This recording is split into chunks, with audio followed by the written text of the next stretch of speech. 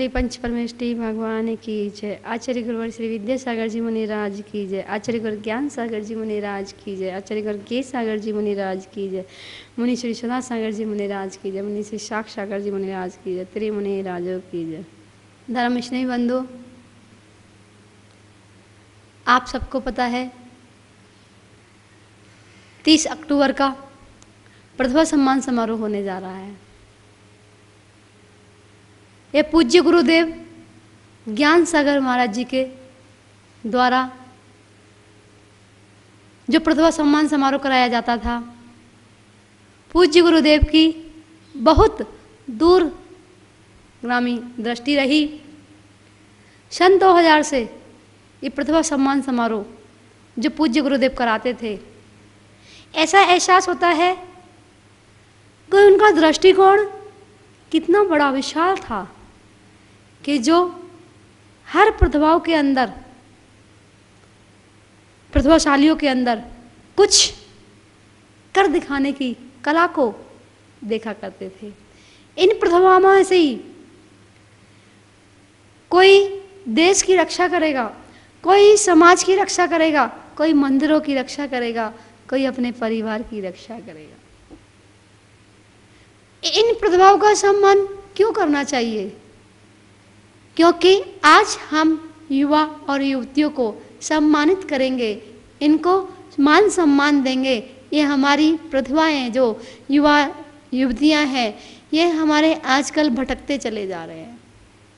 मैं कहती हूँ पूरा भारत देश मिलकर के इन प्रतिभाओं का सम्मान करे, इन प्रतिभाओं को आगे बढ़ाए। ये प्रतिभा कभी नहीं भटकेगी। जो माता पिता अपने बच्चों को समय नहीं देते, जो माता पिता अपने बच्चों को स्नेह नहीं देते हैं, वात्सल्य नहीं देते हैं, जिनके पास टाइम ही नहीं है, वही बच्चे मार्ग भटक जाया करते हैं। मैं उन प्रतिभाओं से कहना चाहती हूँ, उन युवा युवती से कहना चाहती हूँ कि अपने माता पिता के उपकार को कभी नहीं भूलना चाहिए। जिन माता पिता ने हमें इतने लाड़ से पाला है, पोषा है, कैसे कैसे दुख देखे और हमें सुख दिया, उस माँ को देखिए जिस माँ ने तुम्हें पाला पोषा बड़ा किया। 9 महीने गर्भ में रख करके कितनी वेदनाएं सही, खुद गीले में सोई, तुम्हें सूखे में सुलाया, खुद भूखी रही, तुम्हें खिलाया, अपने जेवर बेच करके, अपनी सारी इच्छाओं को मार करके तुम्हें पढ़ाया लिखाया, बड़ा किया, योग्य बनाया।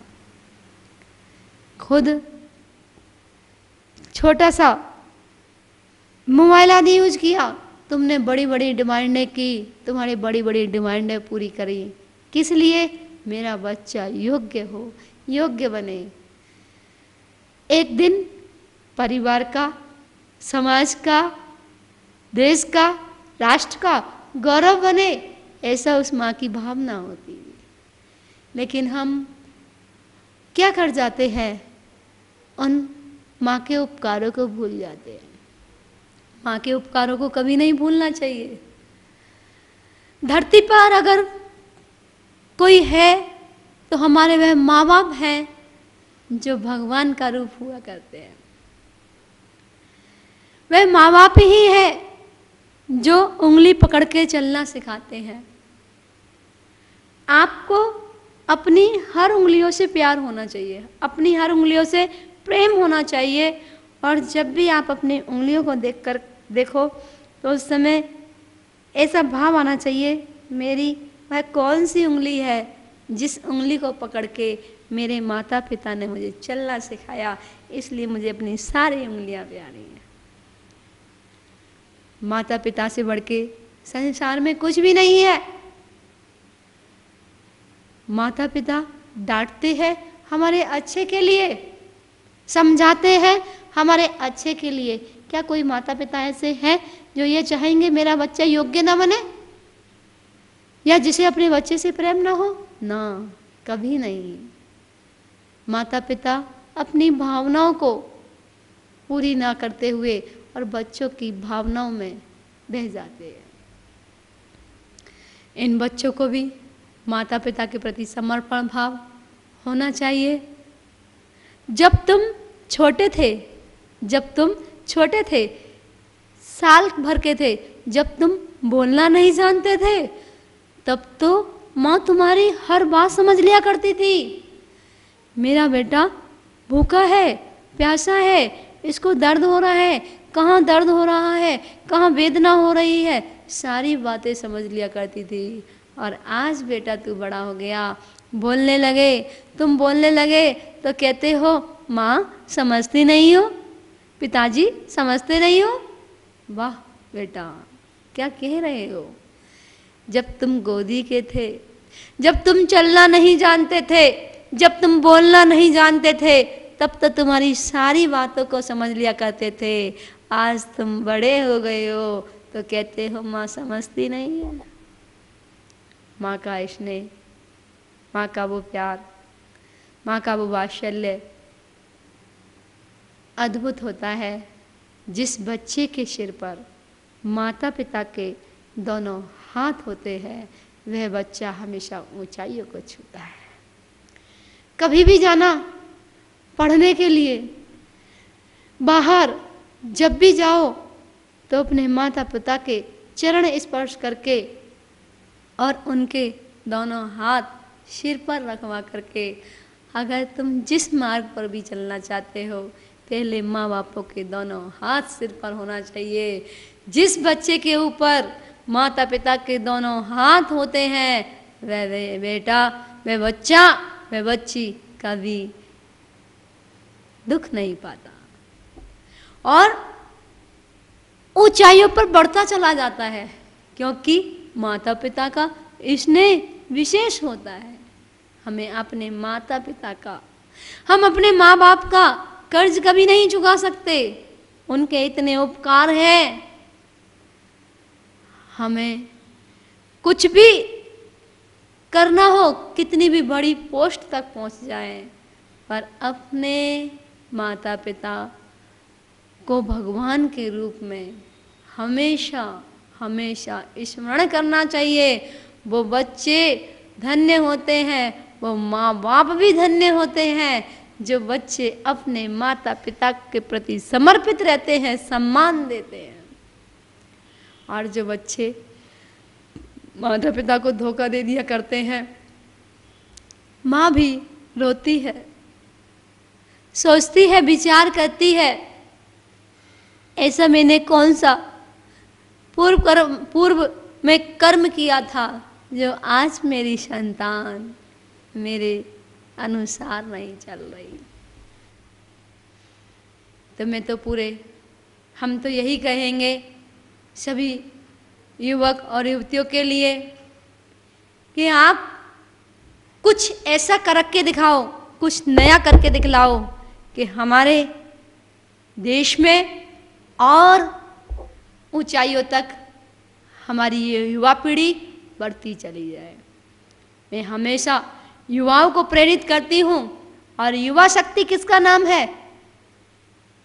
युवा 10 साल का नहीं है, युवा 20 साल का नहीं है, युवा 50 साल का नहीं है।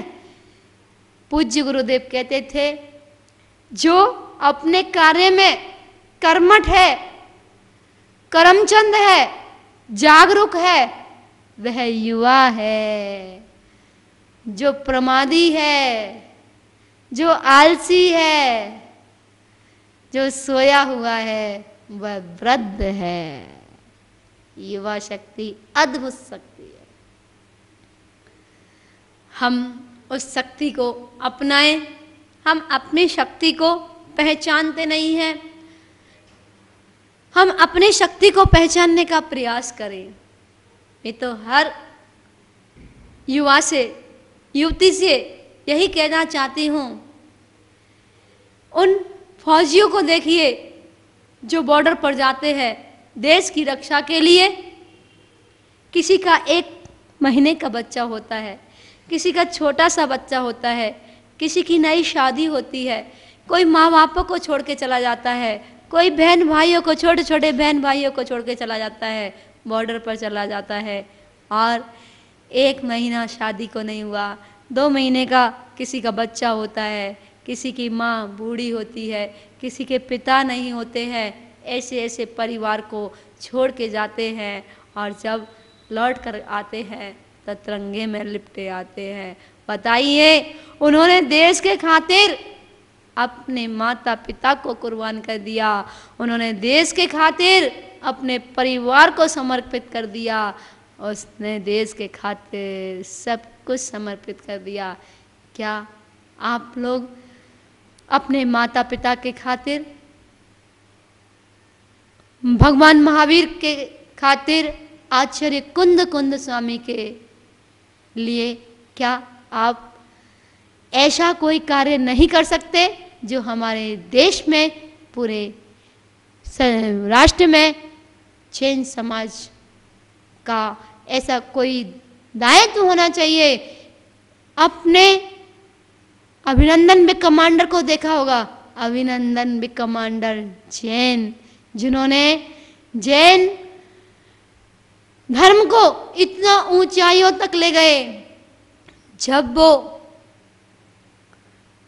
ऐसी परिस्थिति में फंस चुके थे, तब पूरा देश उनके लिए कामनाएं कर रहा था, मंगल भावनाएं गा रहा था, पूरे देश ने उनका सम्मान किया। क्यों? क्योंकि उन्होंने देश की रक्षा की।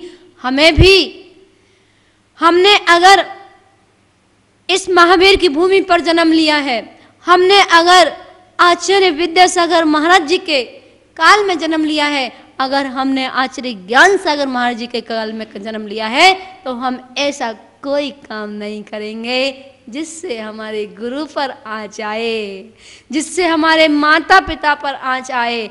ऐसा हम जीवन में कोई काम नहीं करेंगे जिससे हमारे माता पिता को झुक कर के चलना पड़े।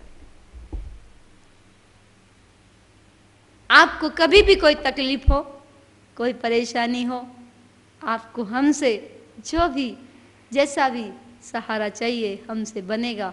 हम प्रयास करेंगे आपको बढ़ाने का, क्योंकि आज के समय में जो आपका ब्रेन है वो पहले नहीं था। पहले इतनी एक्टिविटी नहीं हुआ करती थी, पहले केवल 7 सब्जेक्ट हुआ करते थे, आज सब्जेक्ट 3000 से भी ऊपर पहुंच गए हैं। बच्चा भटक जाता है, कंफ्यूज हो जाता है, क्या करूं, किस मार्ग को चुनूं, दिशा नहीं मिल पाती है। मैं कहती हूं कि वह सही मार्ग को अपनाए, अपने माता पिता के प्रति समर्पण भाव रखे, देव शास्त्र गुरु के प्रति श्रद्धा आस्था रखे, और अच्छा नेगेटिव ना सोचे, पॉजिटिव जिसके अंदर भाव होंगे वह हमेशा ऊंचाइयों पर बढ़ता चला जाएगा। इन बच्चों को देखना है माता पिता का आशीर्वाद लेते हुए, जो माता पिता के प्रति समर्पित हो जाते हैं, जो समाज के प्रति समर्पित हो जाते, समर्पण देते हैं, जो अपना समाज के प्रति, देश के प्रति, राष्ट्र के प्रति अपने जीवन को समर्पित कर देते हैं, वे अपना जीवन धन्य कर लेते हैं। तो हमें भी अपने जैन धर्म के प्रति श्रद्धा आस्था बनाए हुए, अपने माता पिता के प्रति सम्मान देते हुए, और हमें आगे ऊंचाइयों तक बढ़ते चले जाना है। 30 तारीख का प्रतिभा सम्मान समारोह होने जा रहा है।